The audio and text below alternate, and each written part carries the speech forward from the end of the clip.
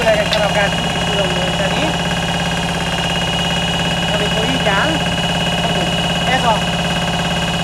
ez a szűk bent van, ezt a shiftet kiveszem, ezt a kapszeget kiveszem.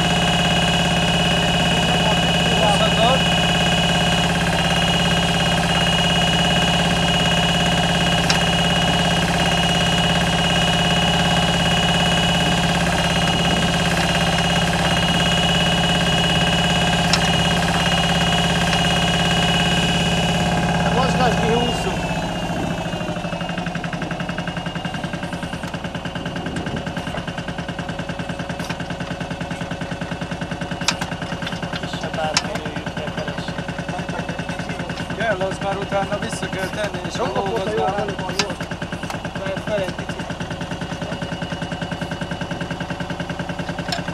Jó, igen, ezt kiszedem, ezt nyugodtan, meg van itt egy ilyen kis tartója. Van ez egy...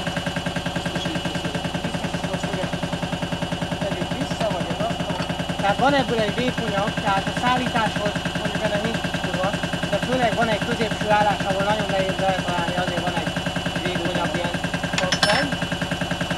Jó, és amikor kivettem, akkor, tehát amit föl lehet tolná amúgy az árgótól, hogy felindultam, ezzel föl tudom állítani függőlegesre, ezzel fölállt a fúrótorony, vissza a csapszeg.